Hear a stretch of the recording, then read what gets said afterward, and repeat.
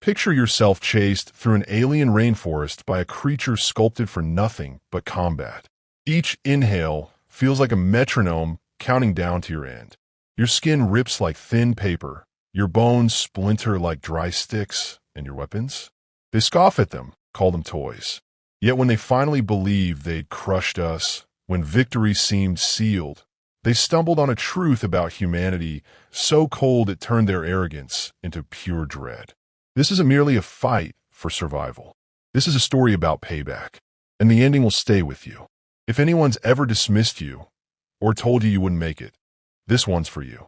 Smash that like button, hit subscribe, and get comfortable. You're about to hear a revenge story that hits deep. Mud tugged at Stetch's claws as he pushed through the thick underbrush on JW 128. His steps were slow and purposeful.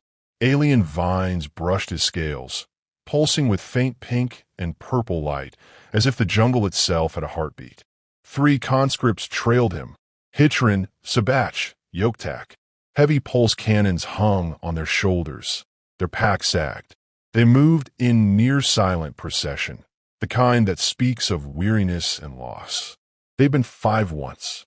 Roll, who had been left behind days earlier, shot in the leg, the wound rotting into infection. Stetch had given one order without hesitation: mercy. No medevac, no intervention. Put him down. He's only slowing us. Roll, whose supplies were split among the rest, his weapon destroyed to deny it to the enemy, his body buried with a few spare prayers. Stetch didn't glance back. He didn't come here to mourn. He came to hunt. Overhead, the canopy was so dense it turned day to dusk. Strange calls echoed through the trees, but Stetch ignored the native life. His quarry was different. Humans. The guerrillas who made the SHIZ mining operation a nightmare. This world held a rare crystal the SHIZ needed for arms. They'd sent in the Yichtaran hunters, Stetch's breed, to clear out the problem. 30 hunters had landed 10 sunrises ago. 30. Now only 3 remained under Stetch's lead. Every night, he muttered the same plea: "Hunter, grant me success. Let me taste their blood."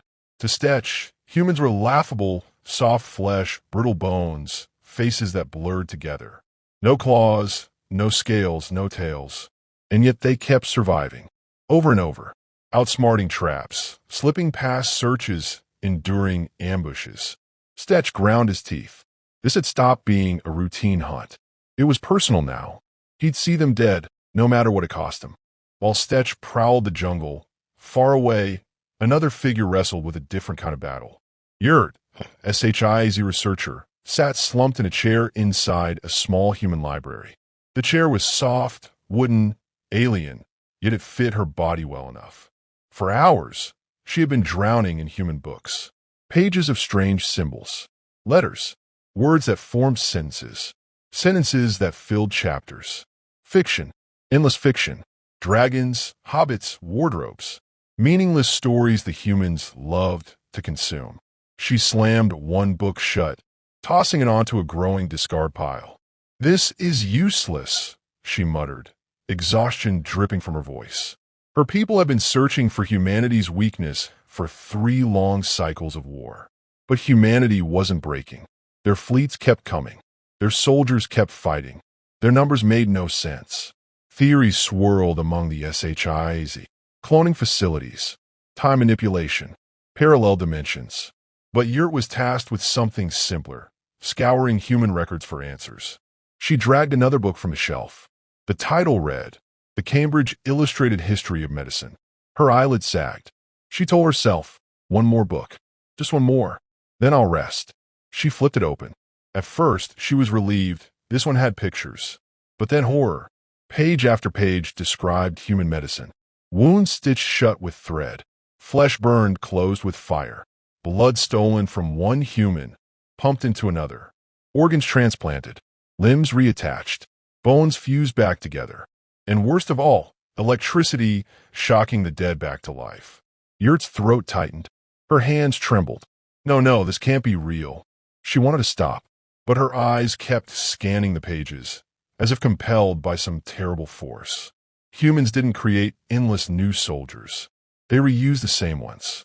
The same bodies, patched together, repaired, revived. That was the secret. They weren't just stubborn. They were unkillable. Yurt shoved the book away, while rising in her throat. She had uncovered the truth, and she wished she hadn't. Back in the jungle, Stetch caught a new scent. Burnt flesh. The humans' disgusting habit of cooking their food. To him, it was sacrilege, spoiling meat with fire until it blackened. And yet, that stench filled him with exhilaration. It meant they were close. He dropped low, sniffing the ground, tracing faint boot prints. Closer, closer. Voices. Human voices bleeding through the foliage. He raised a claw to halt his squad. His tails flicked. His chest swelled. He sent a final prayer to the great hunter, and then he charged. The jungle exploded around them. Stetch burst into a clearing, pulse cannon blazing. His warriors tore through the brush at his side. And then shock. There weren't 4 humans. There weren't 6. There were dozens. They scattered, shouting. Bullets ripped through the air. A guard screamed as Stetch's claws spilled her entrails. A table flipped as makeshift cover, shielding humans who scrambled for their rifles. Stetch's pulse fire warped the steel, but it held. And then, Yichtaran, his promising young soldier, was hit. Bullets shattered his face. He squealed, collapsing. Sabach tried to retreat, only to be shredded by gunfire. Blood sprayed. The jungle echoed with screams. Stetch grabbed Yichtaran, dragging him back. Fall back. There are too many. They stumbled into the trees, bullets tearing bark around them. And Stetch's rage turned to something he hated more than anything else. Fear. Stetch and Yichtaran ran, hearts pounding. Did you get the coordinates? Stetch snarled. Yes, by the hunter And then the ground vanished. They fell. A pit. Stetch's world became agony as sharpened stakes pierced his flesh. His thigh, his belly, his side. Yichtaran didn't even scream. He was skewered through the back, lifeless. Stetch roared, thrashing, slicing the spears with his tails to free himself.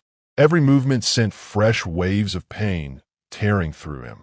His green blood soaked the dirt, but his mission wasn't finished. Not yet.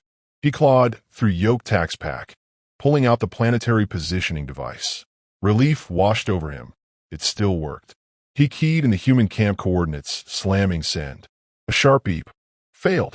His blood ran colder than the mud beneath him. The signal couldn't transmit. Too deep. Too far from base. There was only one way. He had to climb. Every pull was torture. His claws dug into dirt. His wounds ripped open again. He prayed. He cursed. He bled. But he climbed, until finally light. The sun warmed his scales. Relief swelled in his chest. He reached out, and a boot slammed down on his hand. The snap of a talon broke his mind from its fragile hope. He looked up, and his heart froze. It was her, the one-eyed human, the one whose arm he had torn off, the one he had left to die in the mud. Her eyes stared down at him. Her other hand rested casually on the gauze-wrapped stump of her missing arm. She was alive. No, no, it can't be. Stetch screamed. His voice cracked, desperate. I killed you. You bled out. You're supposed to be dead. The human crouched close enough that he could see the scars at her neck, the steel in her gaze. And she smirked. I got better. She stood, pressing her boot harder into his mangled hand. Then she shoved. Stetch tumbled back into the pit, and the sharpened wood found its mark. The mighty hunter's scream died in his throat. The jungle swallowed his blood, and the one-eyed woman walked away. The hunter had become a prey, the predator the victim, and the woman he had dismissed as weak proved the truth Stetch had never understood. Humanity doesn't quit. You can cut us, break us, burn us, even kill us, but we come back, scarred, stitched, stronger. And when we rise again, it's not just to survive. It's to take revenge. That's why the story hits so hard. Because it's not just about war. It's about being underestimated.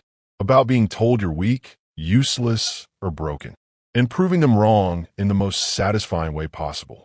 If this story gave you chills, smash that like button and tell us in the comments. What's the most satisfying revenge you've ever witnessed? And don't forget to subscribe for more stories of karma, justice, and payback served cold.